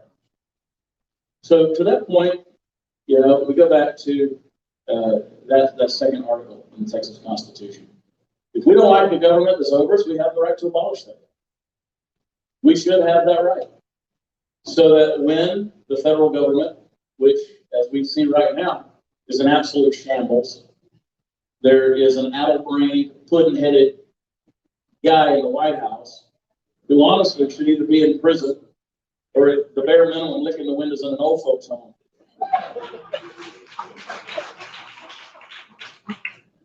They have to move his mouth for him just to get it to chew pudding, right? When we have a situation like that, we should have that right to say no more. If we can't change the system that is there, then we take matters into our own hands, and that is the protection of Texas sovereignty. So to that degree, someone asked me once, they said, if there was a bill that was passed through the House for the secession of Texas from the Union, it came to your desk as governor. Would you veto it or would you ratify it? I said we would give it to the people to vote on. Because at the end of the day, it's the people who make that decision. See, we act like borders can't be redrawn. Governments can't be reconstituted. Read history. It can be. My issue is to fight for Texas. Don wants to fight for Texas. And we'll do it at all costs. I'm reminded of the signers of the Declaration of Independence. When they wrote their names on that parchment, they knew that they were signing their life away. Their livelihoods were therefore in jeopardy. Their families' lives were in jeopardy. Everything. We may be coming to that day. There's no place like this great state to be the last bastion of freedom and liberty to hold that standard and say no more. That's my position on that.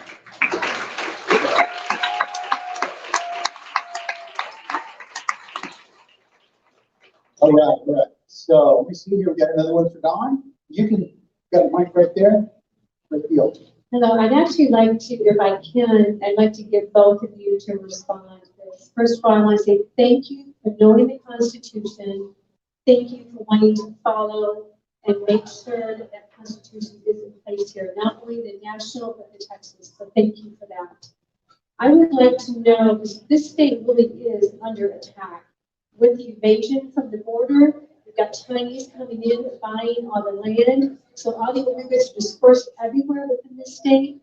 How are you going to address all those illegals that are here?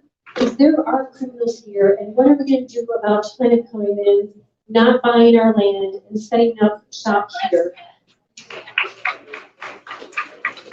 Okay, I'll do the border part. Look, this is a premeditated attack on Texas. It's obvious by the federal government. But look, we can take over the House and the Senate in Washington, and I say yippee-yay to what end? Trump, we had the trifecta under Trump. Trump is the biggest fighter we've ever had to secure the border. We didn't have it. Yeah, I like Trump. I worked hard for Trump, raised a lot of money for Trump, but the border still wasn't secure. The federal government's never going to secure that border. The only chance we have is with the government, a courageous government, period. And the cartels are the most dangerous. Every town in America now is a border town.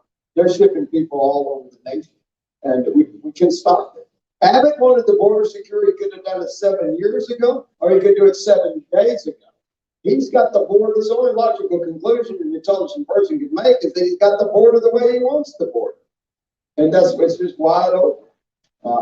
But this is an attack. We got to secure it. I've got a good plan to do that. Yeah, does that answer your question? What was it?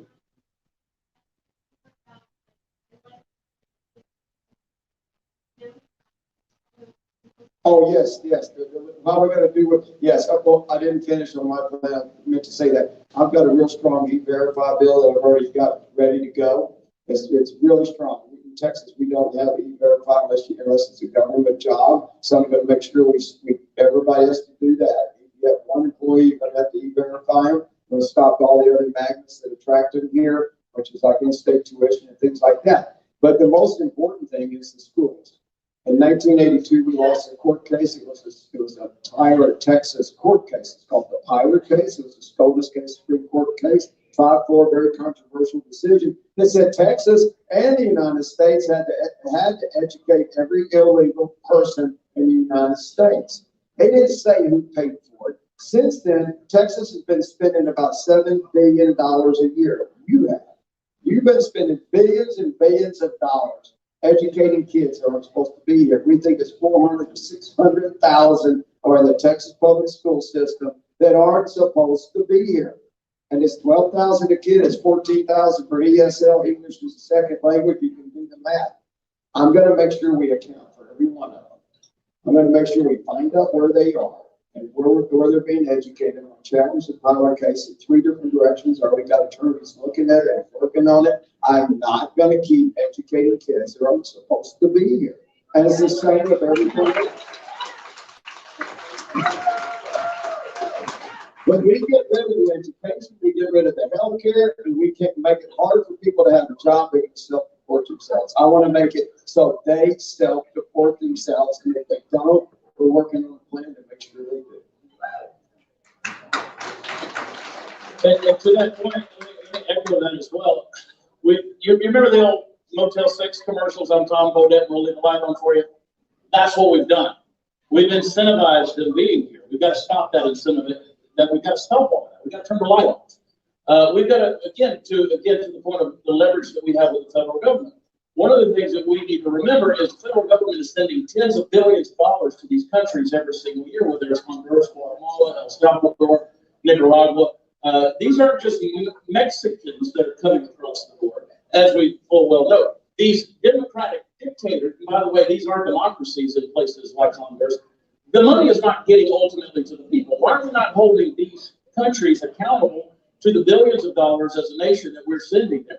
So and we can do a number of different things, whether it's shutting down the interstate system, making sure that we're not transporting people. I mean, I've been in Val Verde County. I've seen the buses leaving filled with illegals. I've been in McAllen. I've been in Harlingen. I've been in the airport there with the manila envelopes that says, I do not speak English. Help me get to the right flight.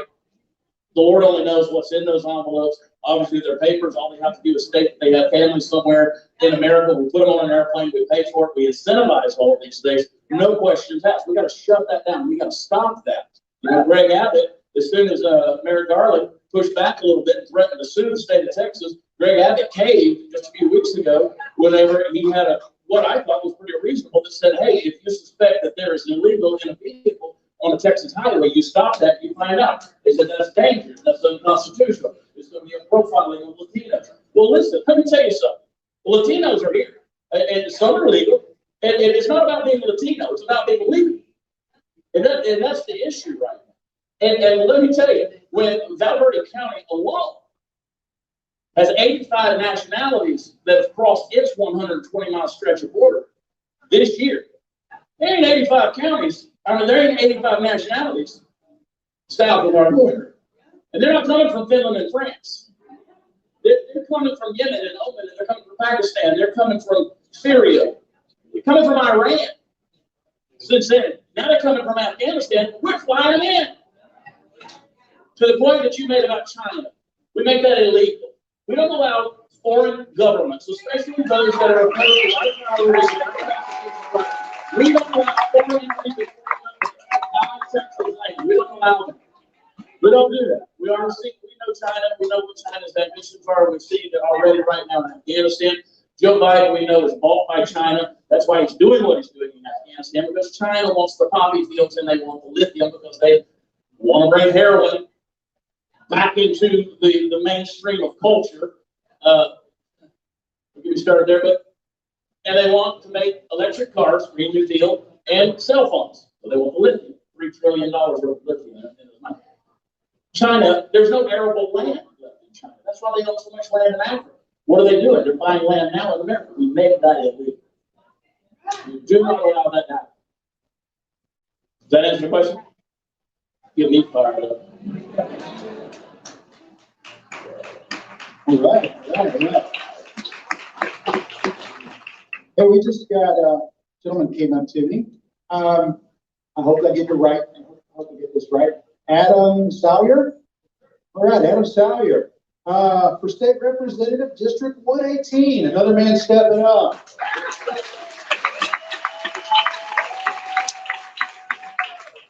All right.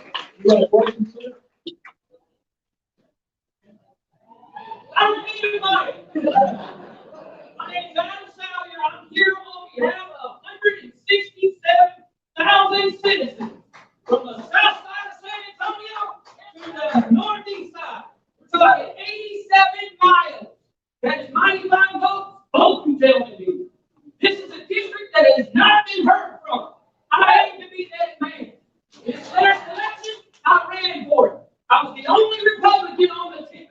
You know, I got no help, zero. Oh, I didn't fight for last. I was fighting for a place at the seat.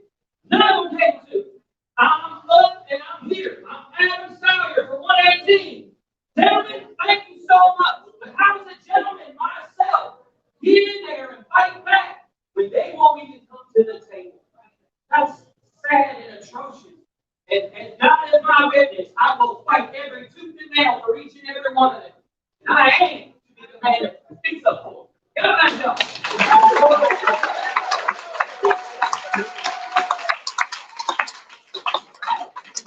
That's what I'm talking about. Yeah, I've got another thing me and my wife have been doing across Texas. About a third of the GOP precinct chair positions are empty. They're not filled. The GOP doesn't want them filled. Because that's a private club. If you may are invited. So this is what I'm going to ask. Monday morning, you guys contact your county clerk. You find out if you have a county chair in your precinct for the GOP. If you don't, you volunteer. You get seated at the next meeting. And if you do, they're not willing to censure Greg Abbott and vote for that. You fill out the paperwork between September and December and take their place. Everyone. Everybody. Okay? Quick announcement, I need a favor. Everybody pull their cell phone out. I'm gonna get in trouble if I don't do this. And you're gonna text me. Text Don at 79005. Text Don at 79005. And, you know, Don goes below the stuff.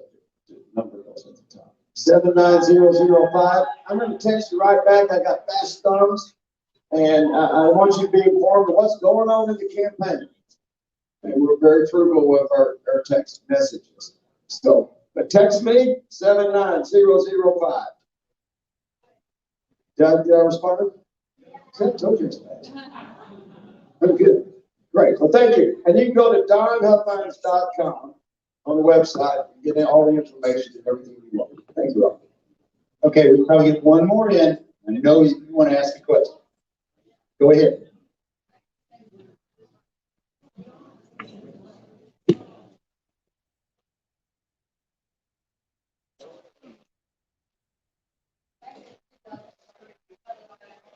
Back in 2003, let me translate it. Back in 2003, I had to defend a paper, and it was about healthcare. And the legal immigrants coming in and using our emergency rooms as a clinic. Now we're having trouble even getting into a clinic if we don't have a COVID shot. Exactly what I was thinking. And what do y'all propose for us to do so we can get health care for our loved ones, for ourselves? I have a medical exemption. I had surgery at NIH because of the health care and the politics involved in it. And those two need to be separated hugely. Because when politics is dictating our health care, and it's no longer between ourselves and our doctors, we have a major problem. Yes, I do. Who wants to take that first? Well, first of all, if there's a healthcare system out there, and of course, pretty much every healthcare system across the state receives some form of government funding, then we stop that. What private businesses choose to do with these type of things, that's up to private businesses. I don't believe in government getting involved with private business, but when you're dealing with healthcare, you're dealing with hospitals, and you're dealing with these networks all across the state, every single one of them are receiving some form of government funding. With that government funding comes accountability, and part of that accountability says you do not refuse care. You do not stop people because of a vaccine, because of some form of a mandate that's in place. We make that absolutely untenable in terms of practicing healthcare. And we hope people doesn't give a crap. Oh, which is something that's being violated in mass right now across And the they're country. stealing medical records, there's a problem. And when part of our local governments are involved in part of that stealing of medical records, because they want to exclude people, there's a problem. And that's what I have faced myself. And then I got my health back and proved them wrong. And I'm here, and I was close to death. I had the same symptoms as ALS and severely misdiagnosed. And we're talking about major follow-up. And this is what's going on. Victims of domestic violence that are being, their medical records, and just to cover it all up and shut it up. We're talking local politics, we're talking sheriff's office, and trying to get medical care. It's not just one or the other, it's a system of stopping the corruption within and giving kickbacks to the doctors. These kickbacks are killing medical care. Just something to think about. I would just say that I was for vaccine choice right before the Wuhan virus hit. And, you know, your medical condition is between you and whoever you want to share it with. And I would never allow the government to get involved in enforcing the vaccine or enforcing the mask mandate or anything like that. And let me tell you, there's a lot of corruption in government. It is rampant, and it really is. And I've got a whole plan to deal with that. It's called the Government Corruption and Election Integrity Division. It's good anyway. I won't go into all the details, but I can tell you that there's a lot of people in Austin, Texas who are going to go to jail and have some.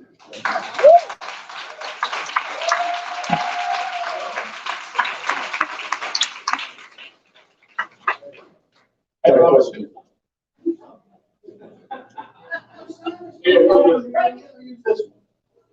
Okay, There's a question back here. this question over here, she's been waiting. She's been waiting, okay. So with everything going on with the schools and everything that we are seeing, what are your stances? How are you going to give us Texans the power to provide where to decide what our kids go to school? And we can decide how this order, like these districts are going, like the lawsuits and the frivolous money spending is ridiculous. We need to have the power back in our hands to determine where we go, where our children go. What are you going to do to help us make that happen?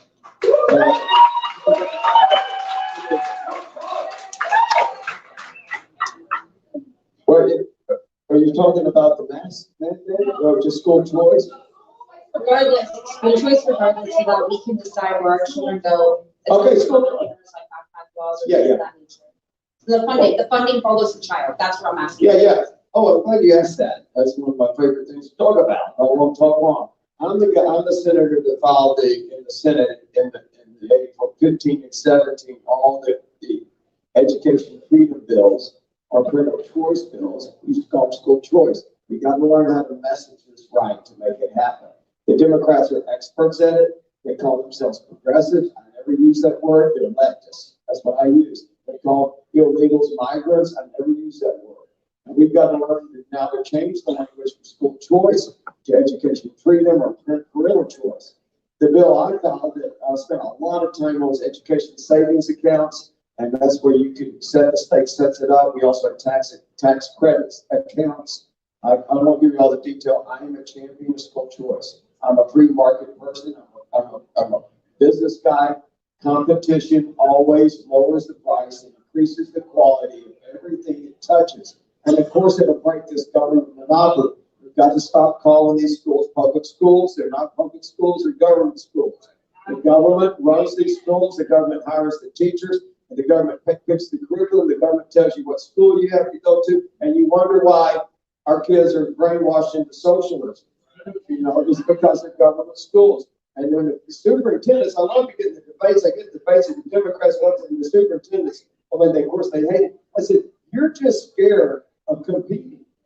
And that's all they are. I said, if you're delivering what you need to deliver to that child and this child's parents, you don't have anything to worry about. They're not leaving. You just make sure that customer's happy. And they don't like it. Of course, they just want to make, they just want a monopoly on the system. And let me tell you, the governor on higher ed, who's responsible for the higher ed in the state of Texas? The governor. Everything starts at the top. It starts with leadership and no excuses. As that governor, I get 1,000 appointments a year. Every board of regents for every state university is appointed by the governor. Every one. And who did they hire to run University of Texas a few years ago? A guy from Berkeley.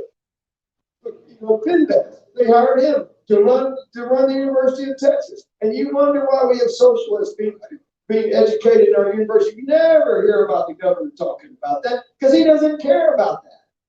He doesn't care about any of these issues. If he cared, he'd make a stink out about it or do something about it. The governor can get any bill done he wants. When he wanted pre-K, the only thing you can talk about Abbott ever wanted done was pre-K. I mean, what a Marxist, I was on that committee, what a bunch of Marxists that came in there and testified in favor of that legislation. I thought this is like, a Marxist fiesta. And they would say they wanted the state of Texas to be in charge of our Texas kids' education from 1 year old and up. But Abbott made it 3 years old. And I was one of 2 senators that voted against it. He got everybody in the legislature to approve that. But he doesn't get him to approve our conservative agenda. So anyway, just giving you an example, I'm an absolute champion on school choice and education freedom and parental choice. So.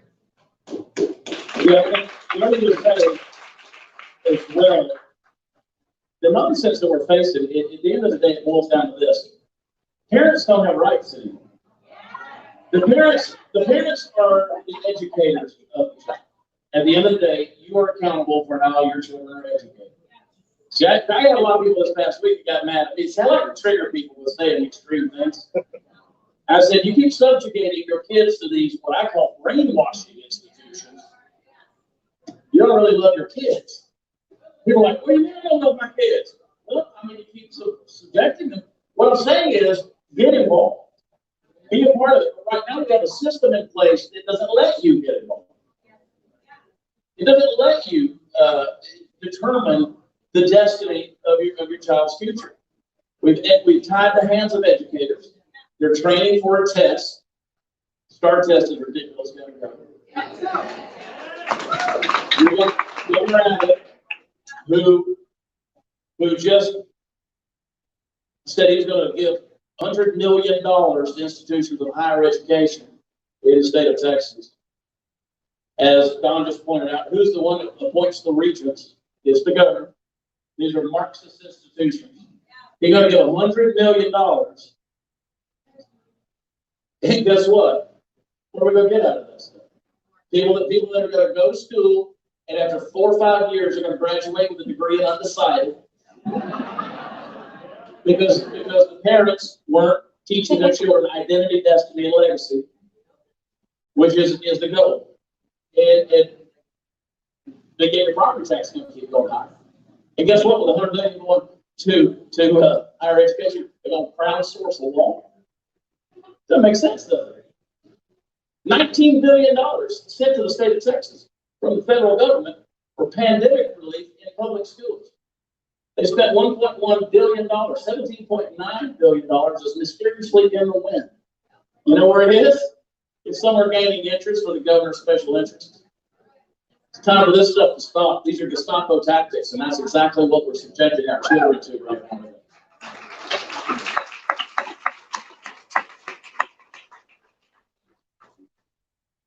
All right, where are we at on that schedule? About time to wrap it up. Okay. I would very much, I don't normally pray in public. It's not me. Yeah, I know you have us too. And we'll speak a little bit later, maybe we can speak a little more. Okay. But when I do pray in public, I try to keep it very, very short. And this is the prayer I normally use. Dear Lord, there are way too many people out there, my brothers and sisters, that they have an appetite and no food. And there are brothers and sisters out there that have storehouses bursting at the seams, but they have no appetite. So today, Lord, thank you. Thank you for giving us both at the same time. In your son's name we pray. Amen. This room being full is awesome.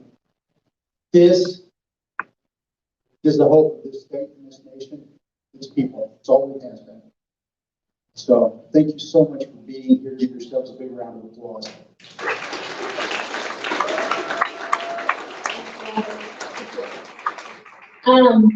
So to wrap it up, I'm just a mom who has kids, and I am concerned for their future. I am not gonna let this state, this nation go the way it is and just sit by and let it happen. This is not comfortable for me. I'm doing this because I can't not do it. So, wait, hold this. That, yeah. So, hold this. It's a big Bible. So there are two things that are going to turn things around for us. It's the Bible. Amen. Let me say that this Bible is fabulous. It's called the Founder's Bible. Anyone have it? It's awesome. It's from wallbuilders.com. I don't get any money or anything from that. It's just a really suggestion for you guys to go get this Bible, because not only is it the amazing Bible, all kinds of stuff in here about our history, our true history. There's truth in here on all fronts. So get this Bible. The other thing that's going to turn us around is this Constitution. Amen. The Bible and the Constitution. Yep.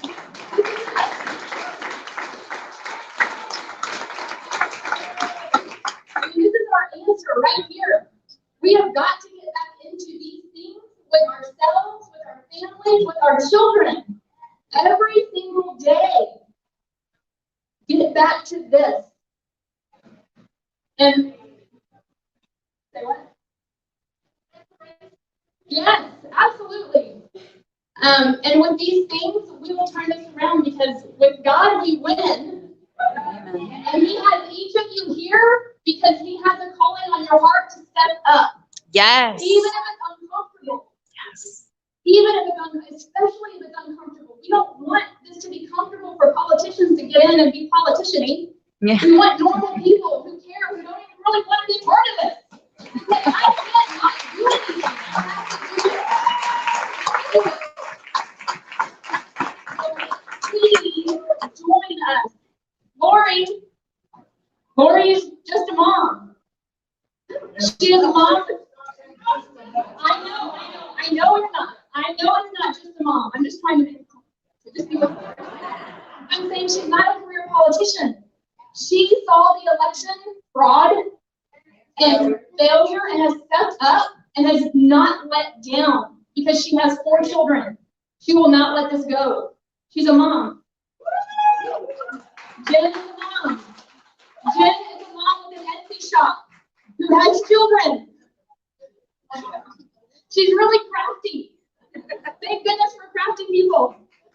She's a mom who will not let this go. We're stepping up. You're stepping up. So please keep stepping. And then finally, action steps. Because I don't want you to just leave here and be like, okay, Stika, it was fun. I want you to take action. The idea was for you to be inspired and activated. Inspired and activated. So on the table back there, and I will email these to everyone as well. There's a Restore Liberty handout for next steps. Another, get involved and save the Republic.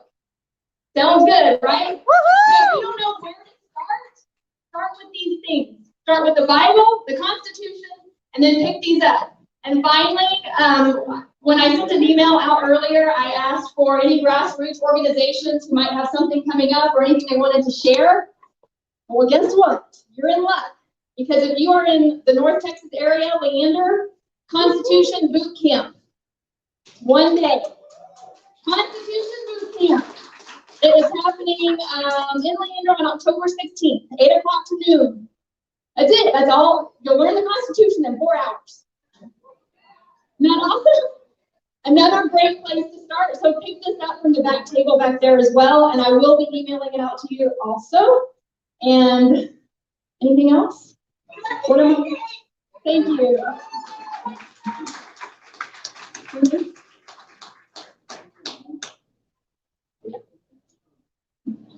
Great.